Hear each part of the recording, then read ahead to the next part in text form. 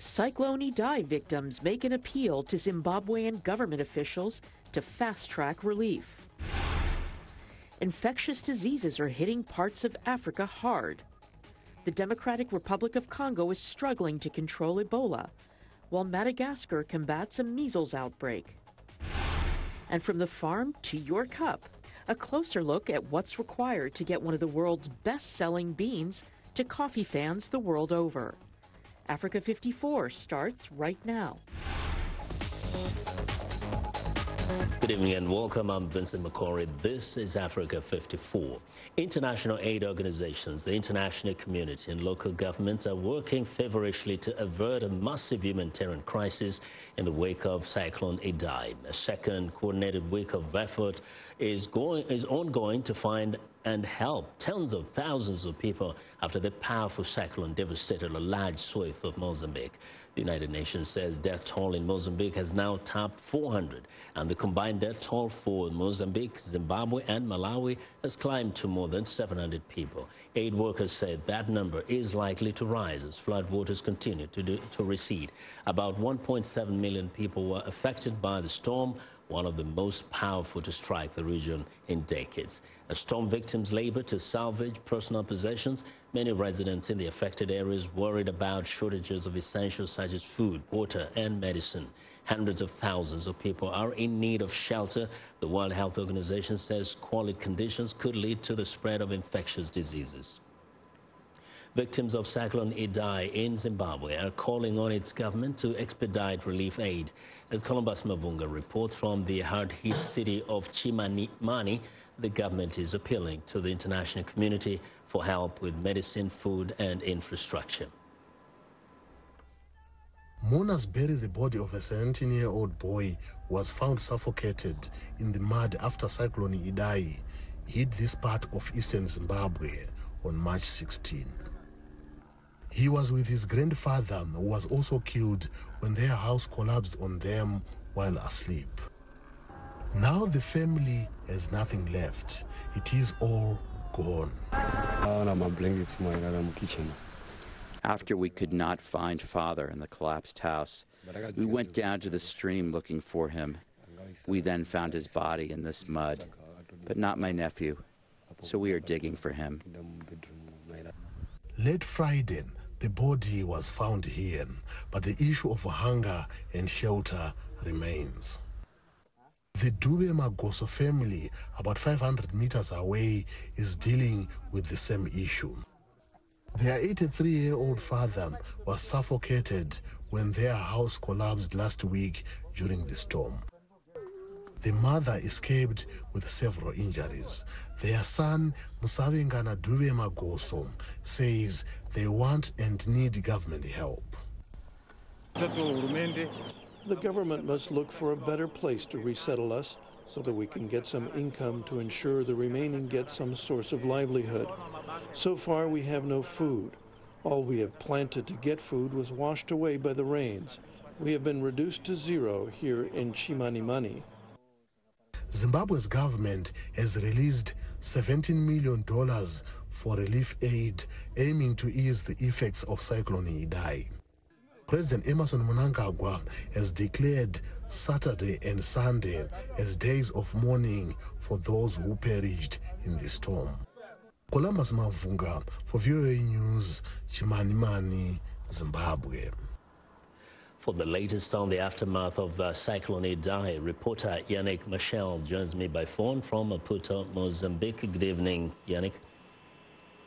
Good evening. Good evening. How are you? I'm fine. Now, tell us first, in terms of the numbers across the region, what is the number, the latest number? We mentioned 700, but we know that up to 15,000 had not been accounted for. What are you hearing at the moment?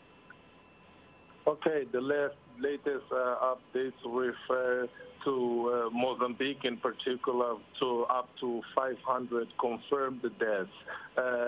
In the Zimbabwe and Malawi combination reports for a number of 800 confirmed deaths. This of this date, we still at 6:30 p.m.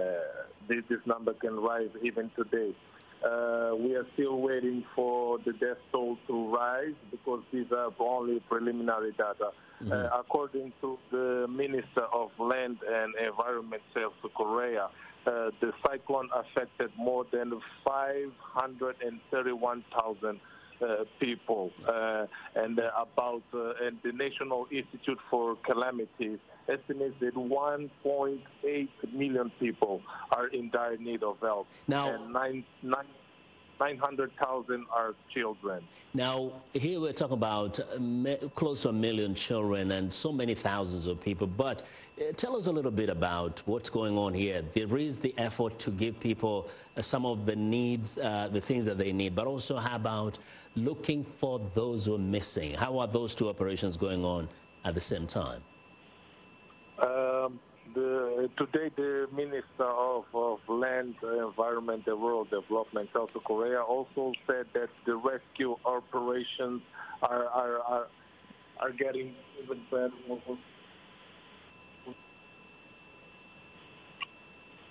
Can you hear me? Go ahead. Yeah, go ahead, please. You have a few seconds left. Okay. Okay, the rescue operations are becoming better now because the weather has improved.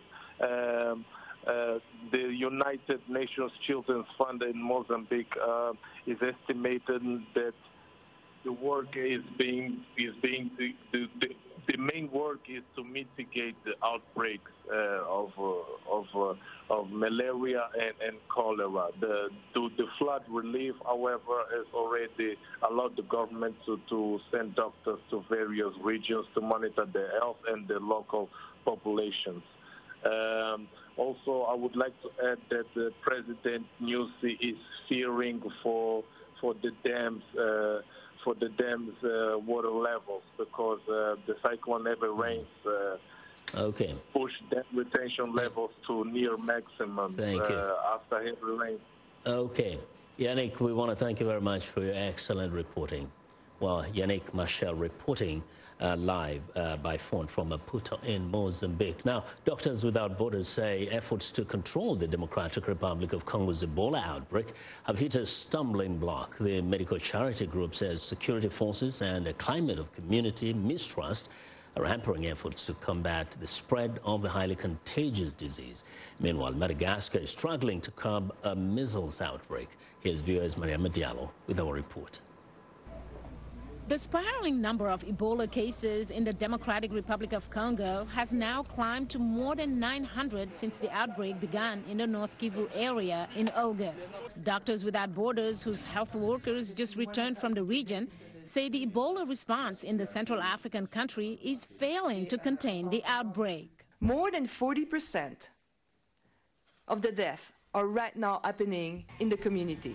That means that we have not reached them and they have not sought our care. 35% of the newly infected people are not known to a chain of transmission, meaning we don't know how they got it. The medical charity group, also known as MSF, recently suspended its activities in the Katwa and Butembo treatment centers after those sites were attacked. But centers in other areas remain open. What is clear is that there is a great hostility against the whole of the Ebola response. In the last month alone, there were more than 30 different incidents and attacks against elements of the response. The problem is compounded by local distrust of authorities. Dr. Anthony Fauci with the U.S. National Institutes of Health says more must be done to win the community's trust. They've had a very difficult history in the Democratic Republic of the Congo. They've had oppression, they've had rebel groups, they've had political instability. So it's very difficult to get the people in the grassroots level to trust the medical authorities, particularly when they see them come in with protection, armed protection. Deputy Mayor of Butembo, Kambalet Siko Patrick, compares the armed groups to terrorists. Their targets are no longer the army or the police. Their targets become health structures, because not only the Ebola treatment centers are attacked, but also some other health facilities. Elsewhere on the continent, Madagascar is fighting against the measles outbreak, which has claimed the lives of nearly 1,000 children in the last 6 months. If a person with measles is in a room with 10 other people who are unvaccinated, 9 of them will get measles. The highly contagious disease is easily spread by sneezing and coughing, and its impact can be devastating, says Dr. Fauci. 1 in 10 children who get infected with measles will get an ear infection that could cause deafness. 1 in 20 would get pneumonia. 1 in 1,000 would get brain swelling, what we call encephalitis, and 1 to 3 per thousand would die. The World Health Organization warns the number of measles cases is increasing worldwide, and without action, the outbreak could lead to a global epidemic. Despite some successes of vaccination programs in some countries, infectious diseases are still a leading cause of death in many other parts of Africa. Mariama Diallo, VOA News, Washington. New Zealand Prime Minister Jacinda Ardern announced Monday that a top-level investigation has been opened into the attacks at a pair of mosques in Christchurch that killed 50 people. The inquiry is what is known in New Zealand as a Royal Commission and carries the goal of figuring out not only what happened, but how future instances could be prevented. It is important that no stone is left unturned to get to the bottom of how this act of terrorism occurred and what, if any, opportunities we had to stop it included. Ardern says the independent probe will examine the shooter and his prior activities, the availability of self-automatic weapons in New Zealand, the role of social media, and the work of police and intelligence agencies before the attack. New Zealand is not a surveillance state, and that's been a very clear directive, I think, from members of the public. But questions, of course, need to be answered around whether or not this was the activities of an individual that we could or should have known about. And the agencies themselves are welcoming independent oversight and investigation into that very question. Well, the Prime Minister did not give a timetable as to when the inquiry will be completed. She said she understands the public does not want to be left waiting for answers, but that there needs to be time for the investigation to be done properly. Ardern announced last week an immediate ban on all military-style semi-automatic and automatic assault rifles in New Zealand.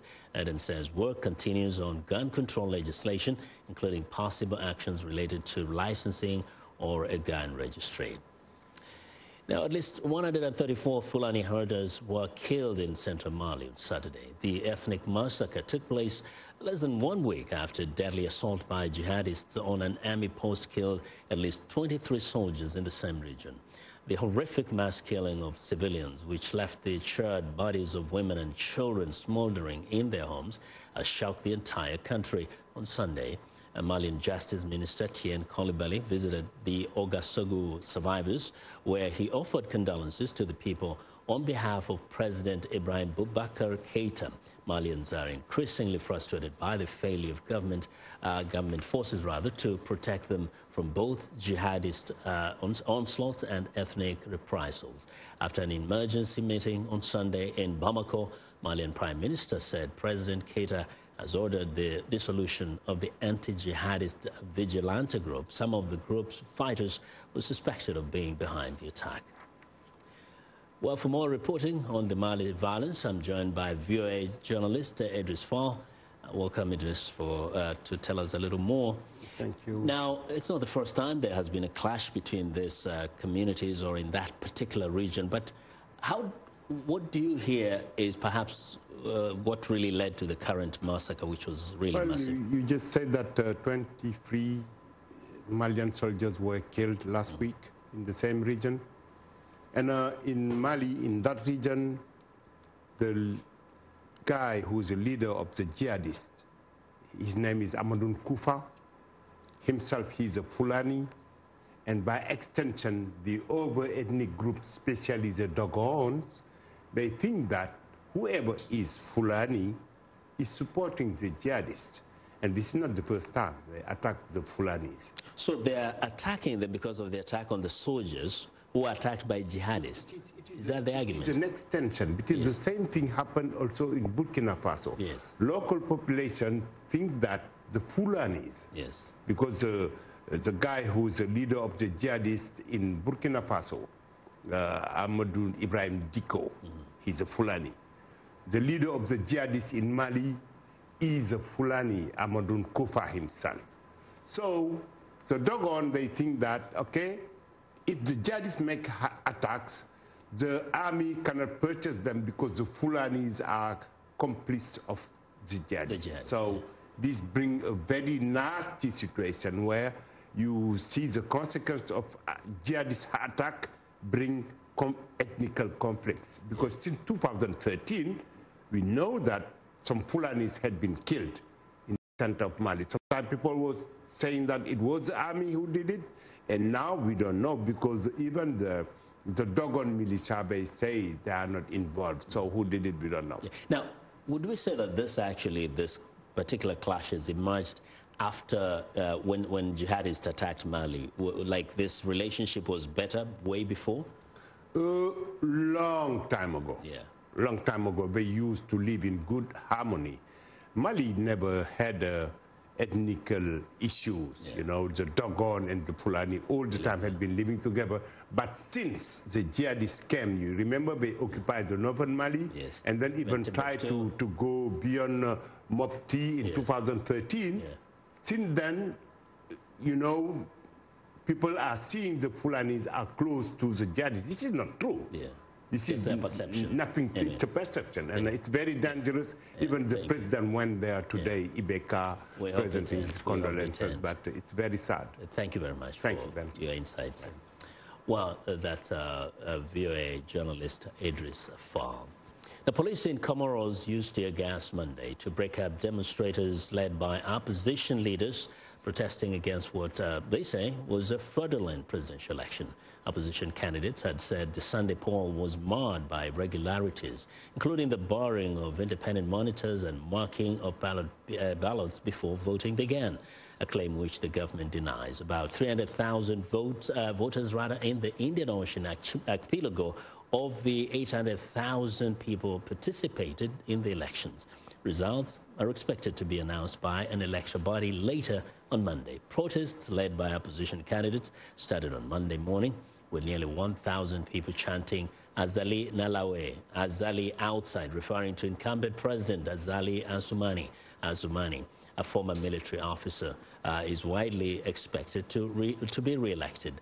Now, Solihi Mohammed, one of the candidates, said their objective was to, quote, to prevent the power to validate the fraudulent results of the elections. Well, now, Kenya is home to some of the world's best-selling coffee, and as Africa 54's Esther Gidoyuwa discovered, it takes quite a process to get you that pick-me-up coffee, cup of coffee. Esther joins us now to tell us more. Esther. That's right, Vincent. For many coffee lovers, it's a must-have morning ritual, or what others call their brain booster. So we decided to take our viewers to a coffee farm and see where it all starts. This is Fairview Coffee Estate in Kenya's Kiambu County, where coffee trees planted more than a century ago are still standing on 150 acres.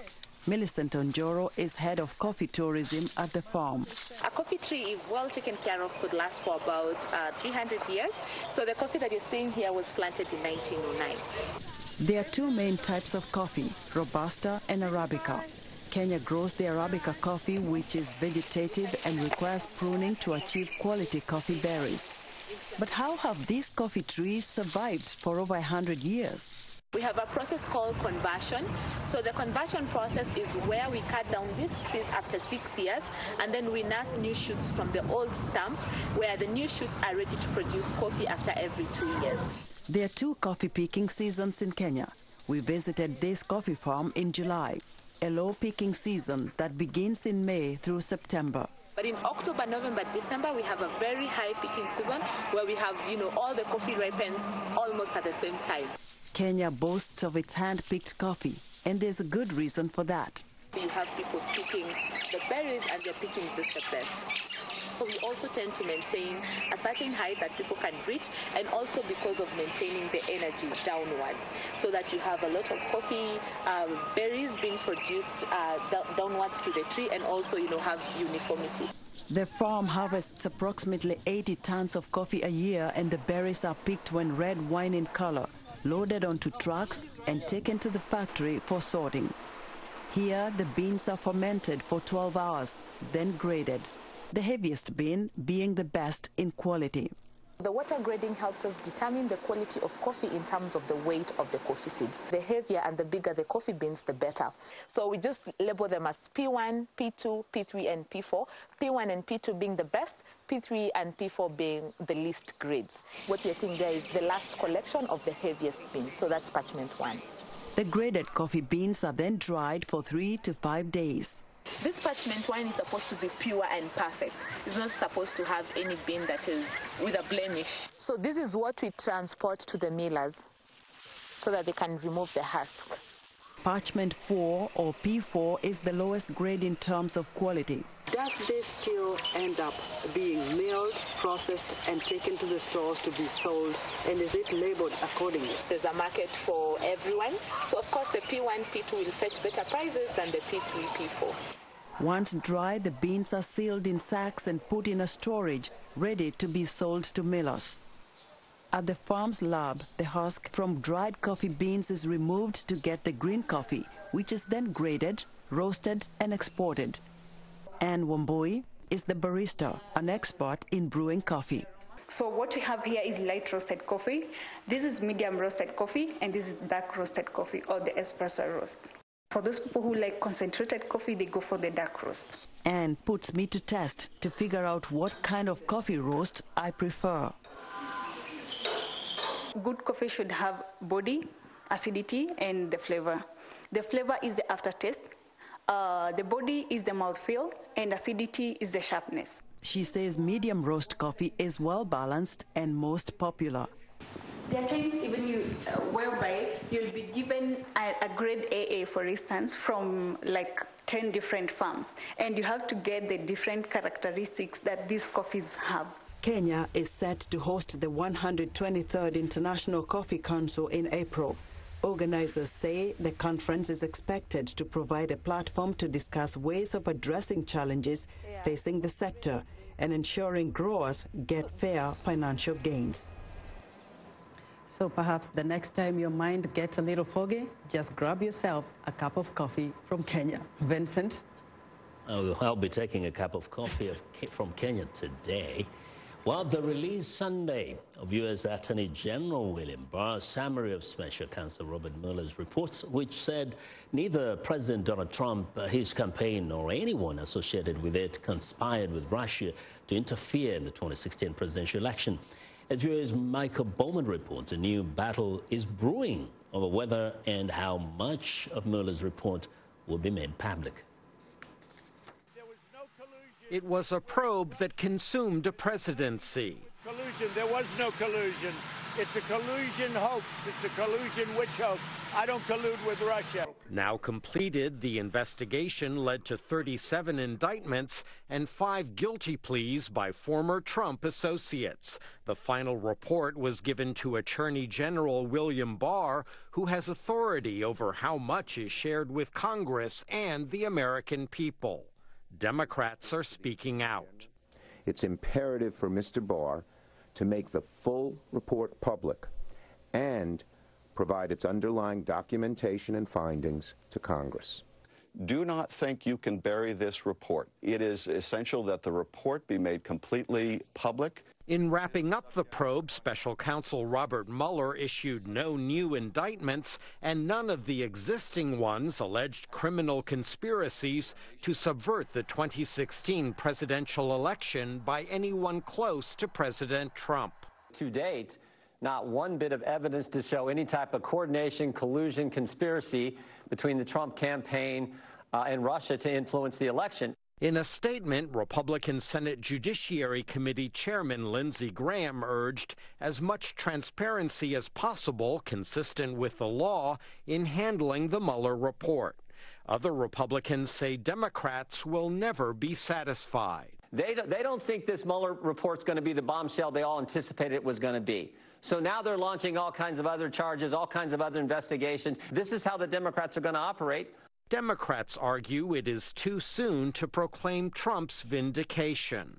Let's see what the report has to say. If they're so confident that the report is going to exonerate them, they should fight to make that report and the underlying evidence public and available to Congress. Schiff added that while the Justice Department cannot indict a sitting president, Congress is obligated to hold Trump accountable. Meanwhile, a perplexed nation continues to wait. We have to see, I guess, what's in the report, but those are the two realistic possibilities to me, that there's a lot and it's just Mueller can't do anything about it, or there's very little, and, you know, this will be wrapped up basically.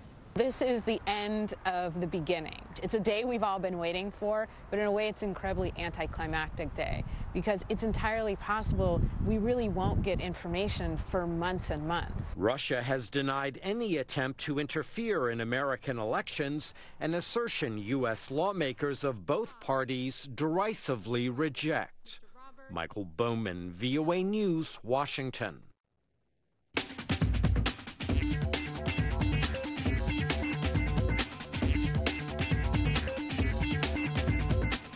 Well, and here's what's trending. Ulrich Abbey is putting finishing touches on a portrait of celebrated former Burkina Faso President Thomas Sankara. Like in all his paintings, Abbey fuses paint with two unusual ingredients, coffee and cocoa powder. The 29-year-old Ivorian artist first discovered this unique technique when an art teacher encouraged students in his class to experiment a bit more by introducing other elements in their artwork, apart from paint. To give his paintings a unique signature finish, Abbey not only uses coffee and cocoa, but often adds latex, clay, and sand, among other materials. Abbey explores different themes through his art, such as cultural identity and immigration. Well, next up, a Nigerian recycling company has won an international award for its contribution towards finding solutions to environmental challenges in Lagos. The King Bedouin African Development Prize acknowledges work of Africans who have made an exemplary contribution towards development on the continent. We Cyclers was started by Bilikis Adebiyi Abiola in 2012 after she relocated from the United States. The social enterprise initiative now provides services for about 17,000 homes across Lagos suburbs. Lagos produces trash in abundance, generating about 10,000 metric tons of waste every day. We Cyclers initially collected trash from low-income households, giving them redeemable points that can be exchanged for cash, food, and household items. Today, clients bring their recyclables to the factory, and that is what is trending today.